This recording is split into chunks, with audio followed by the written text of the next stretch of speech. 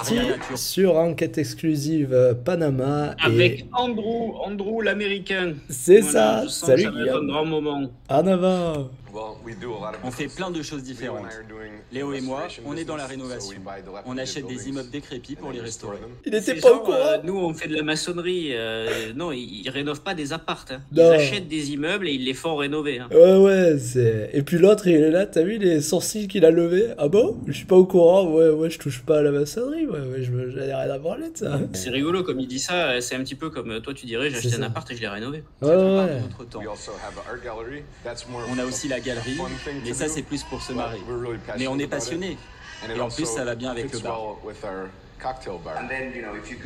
Si tu es bon dans quelque chose, tu peux te lancer ici au Panama. Et ça marchera.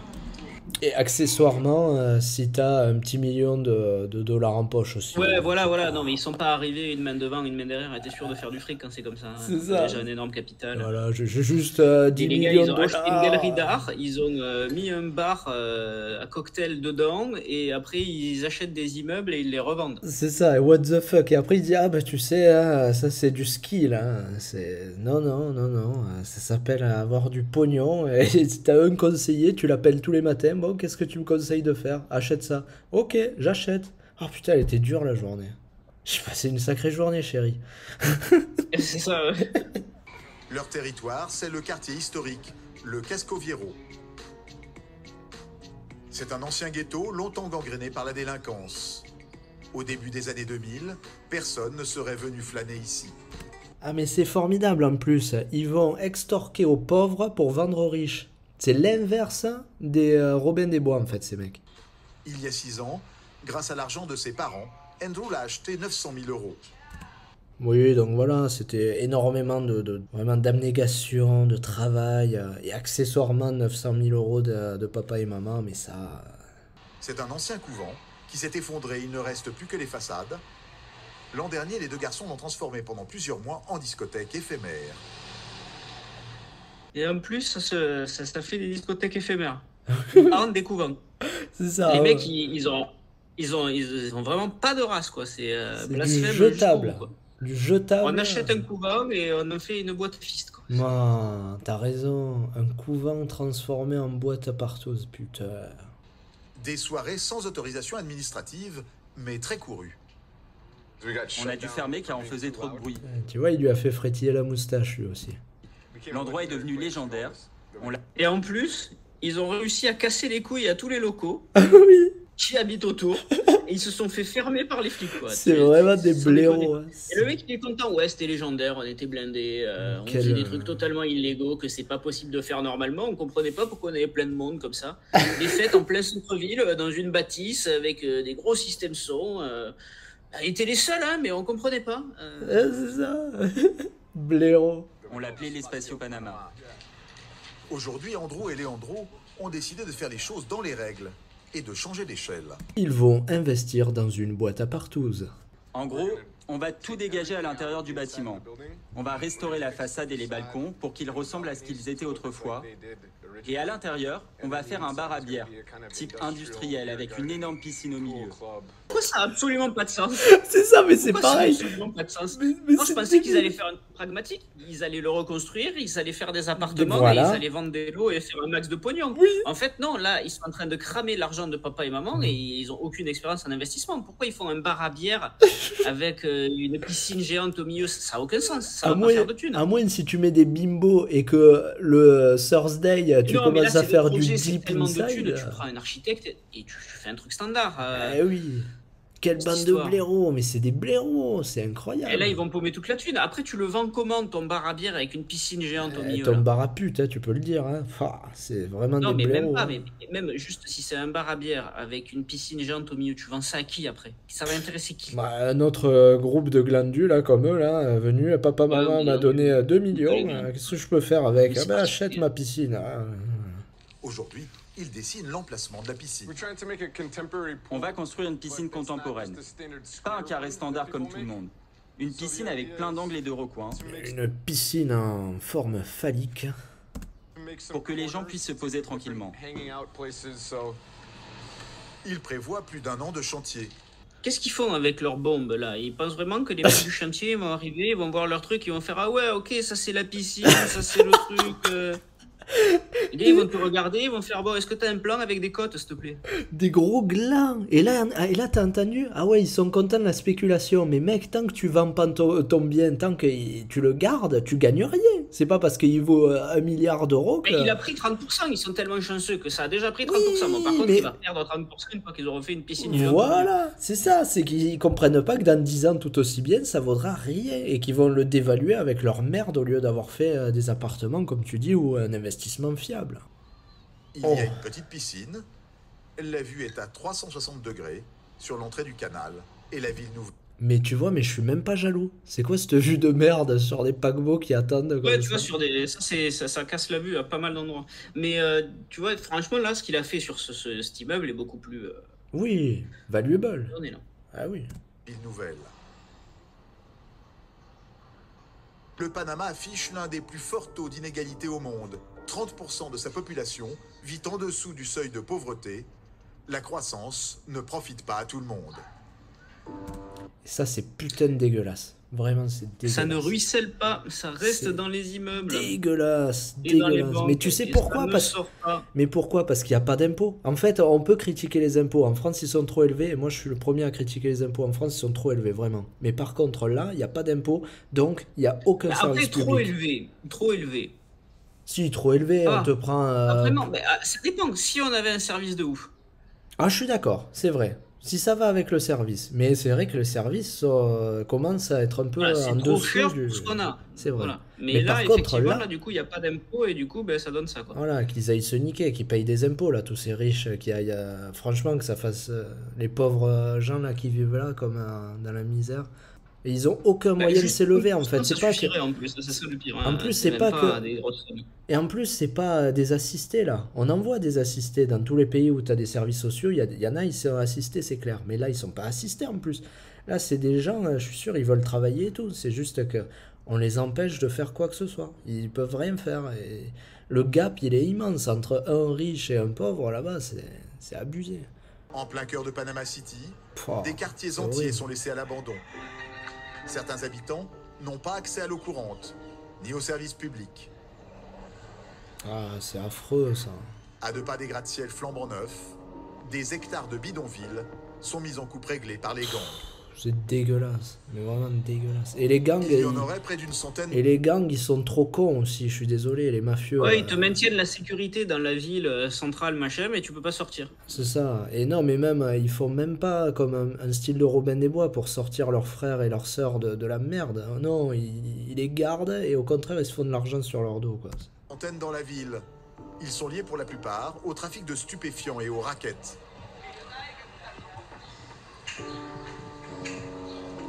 On le surnommait Barbie. Il avait l'habitude de se déguiser en femme. Pour exécuter les gens. para ejecutar personas.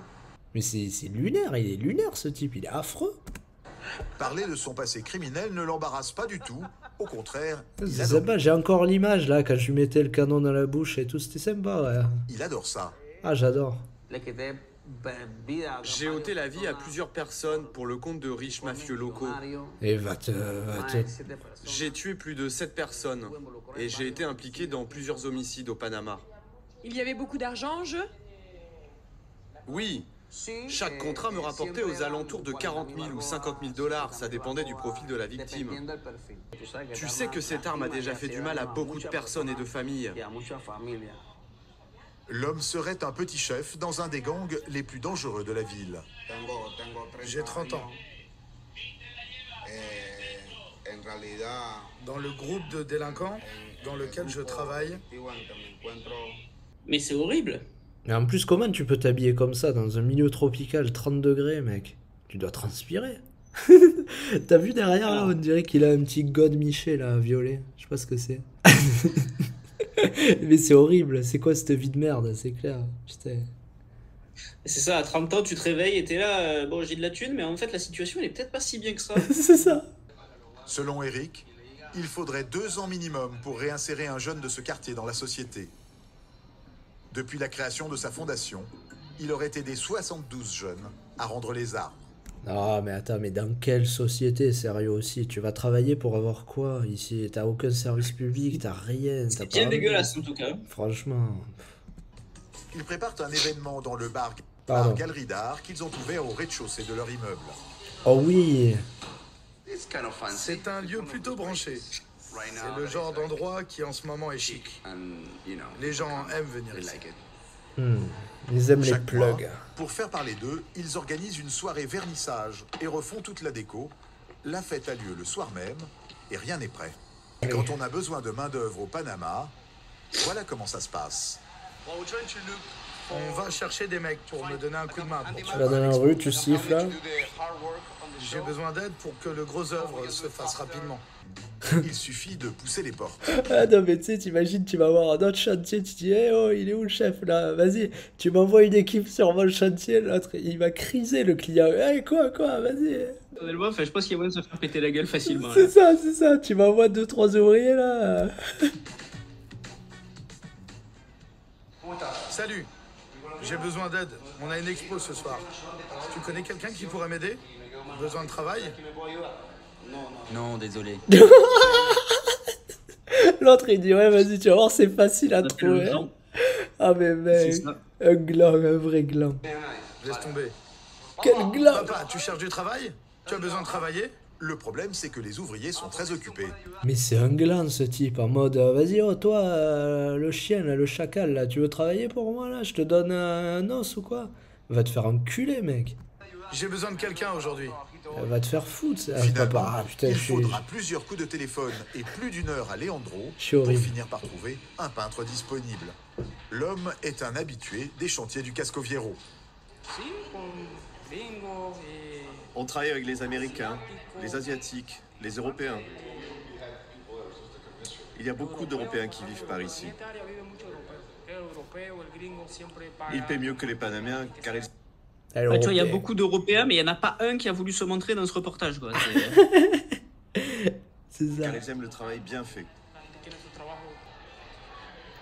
Le gratin de la bonne société locale est là, quelques Panaméens, mais surtout des expatriés du monde entier, même de France.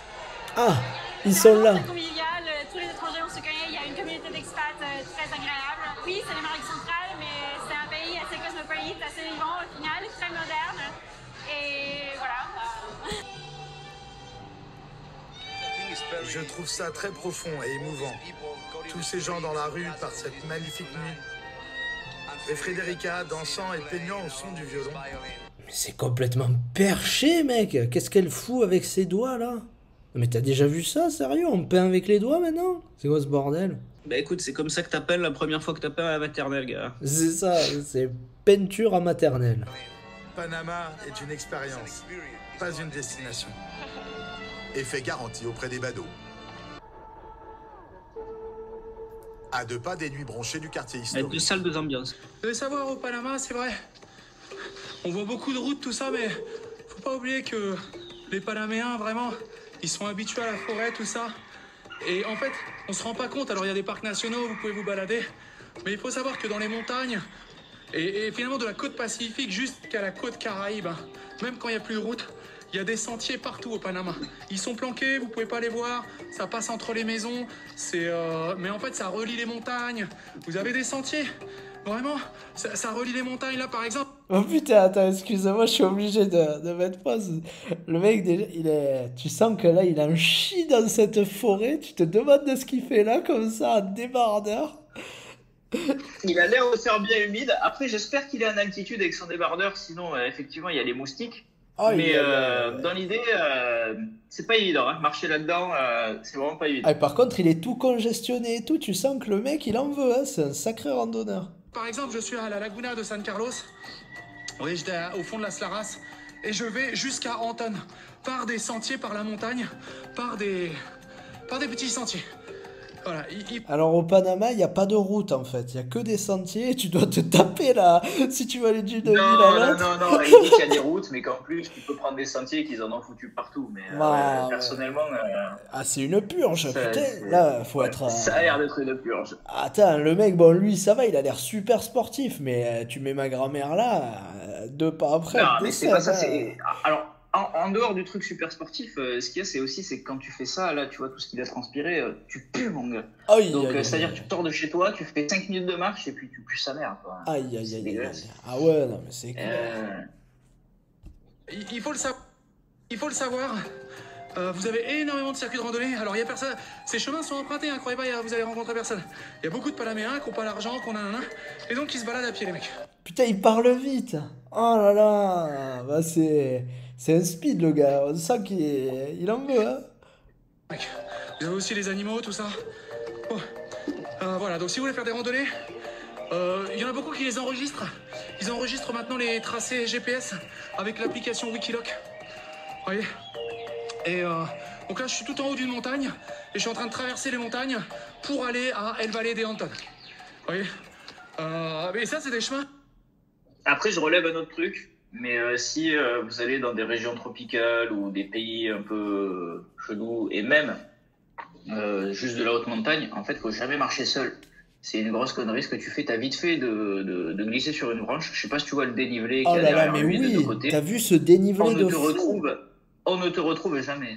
Et puis là, t'as un petit serpent venimeux qui passe par là, parce que c'est forêt amazonienne, hein, Panama, on n'est pas loin quand même. C'est entre Amérique latine et Amérique... Oui, dans ce genre de truc, il faut rarement randonner seul. Ah ouais, et surtout, bon après le mec, il a l'air assez expérimenté et tout, j'ai pas de conseils à lui donner, mais...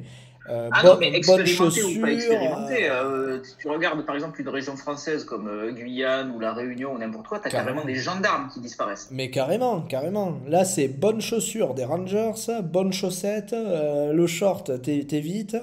Là, comme il est en débardeur, t'évites avec les moustiques qu'il doit y avoir et c'est taillé. Enfin, bon, le Panama, ça a l'air sympa, c'est super tropical. Mais moi, je m'aventurerais pas comme lui dans la forêt. C'est sympa, super tropical, c'est particulier, la vie des insectes et tout est démultiplié. Ah, c'est jungle. Là, la fourmi, elle fait pas 2 cm comme en France. Là, c'est 10 cm. Si, ça dépend. Non, pas forcément, mais tu peux même en avoir des microscopiques. Mais c'est toute juste petite. Que là où chez nous, t'as 3 fourmilières, là-bas, t'en as 30. Quoi. Oui. Et la fourmi... N'importe quel arbre, tu passes pied là, t'as une fourmilière. Hein. Et tu les connais, celles-là, les fourmis... purée, les fourmis de feu, je crois, ou balles de fusil qu'on appelle ça, en fait. Ouais, mais c'est de là-bas que ça vient, en plus. Ouais. Ça te fait la sensation d'avoir quand t'es tiré dessus, quoi. C'est impressionnant. Hein. Bon, qu'est-ce que t'en dis, par contre, de son petit Bob? Moi, je trouve que c'est... Ça, c'est les chemins... Attends, je trouve que... originels. C'est vrai. C'est les chemins originaux, oui. Mais je trouve que le Bob, par contre, c'est génial dans la forêt. Parce que ça t'évite d'avoir des saloperies qui te tombent sur le visage. Je sais pas si t'en as... c'est possible. Si t'as déjà expérimenté. Après, ouais, c'est compliqué. En région tropicale, en général, les gars, ils ont carrément des trucs qui sont avec un protège-nuque, 2 protège-joues et un chien qui vient se mettre devant pour pas attraper tout. Ah ouais, là, c'est encore mieux. Ouais. C'est ça. Je sais pas si on croise des locaux, là, j'espère. C'est vraiment les routes originelles des Panaméens. Voilà. C'est vraiment... et c'est magnifique. Hein. C'est magnifique. Vous avez des platanos immenses, des platanos sauvages. Il fait frais, là, il doit faire 24 degrés. Je suis tout en haut de la montagne. C'est magnifique. Hein. Vous pouvez voir. Alors, frais, 24 degrés déjà, bon, ça va, c'est pas... Mais humide. Ultra humide. Non, mais tu vois le taux d'humidité qu'il y a là, frais 24 degrés.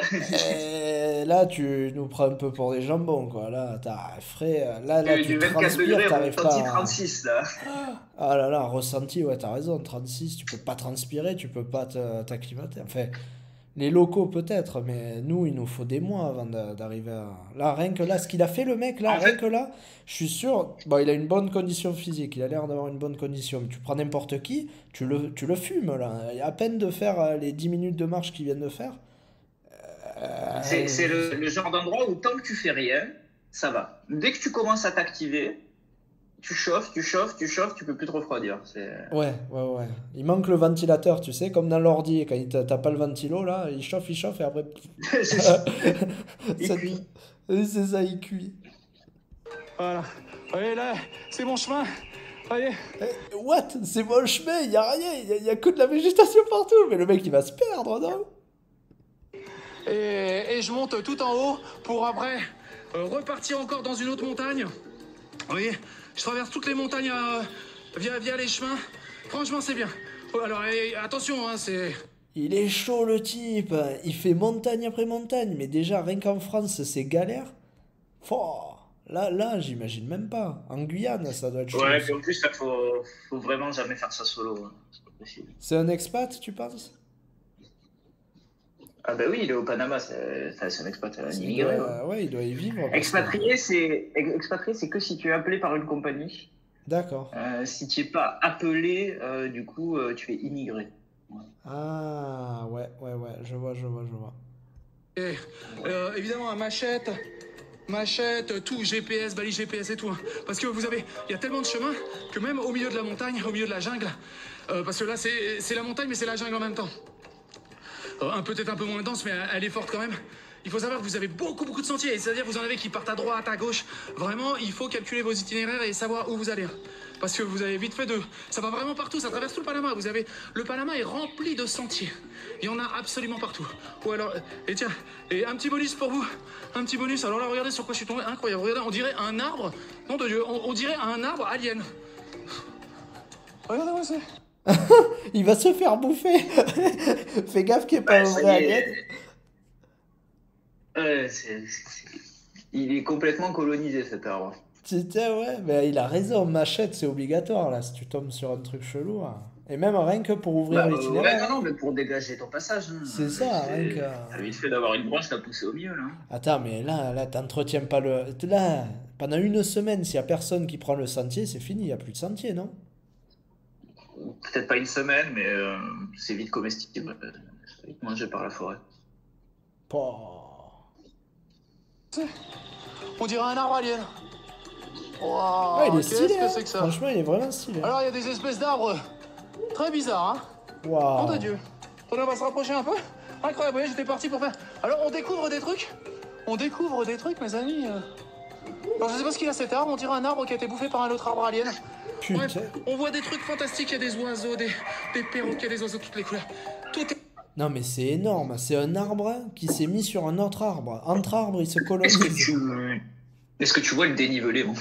Ah mais c'est... Ouais, là, tu le vois bien, là. Mamma mia. Attends, c'est du 45 degrés, là.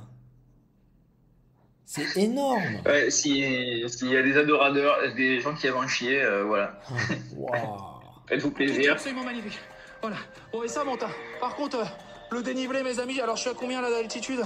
Je peux voir là, attendez. Je peux pas voir l'altitude là. Bon, bref. Ok, vas-y. Ça marche pas. Ok, je peux pas voir l'altitude. Trop Là, je d'humidité. dois être au moins à 1000 mètres. Il fait frais, il fait bon. Voilà. Et ça monte terriblement. Voilà. Donc, attention par contre, hein. Soyez en condition physique.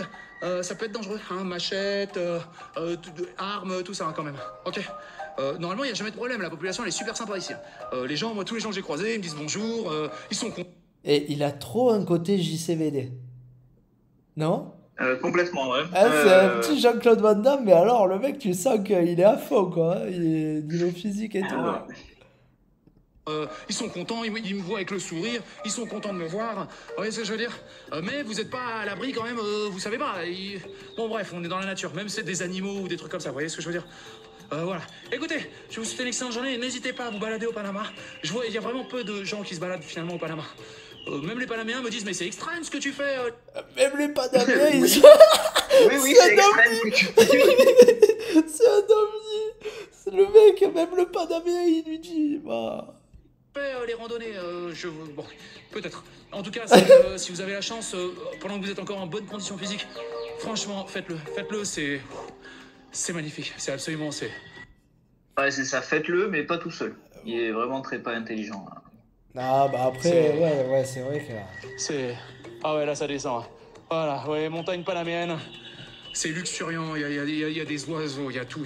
C'est magnifique. Ok, ciao, vas-y, amusez-vous bien, les amis. Et bien sûr, ces images, on se quitte, on quitte le Panama, on n'y reviendra pas de sitôt. Il n'y avait pas grand-chose à dire sur les Français, c'est dommage. Par contre, on a vu un petit peu, voilà, quelques expats, des gars bien perchés.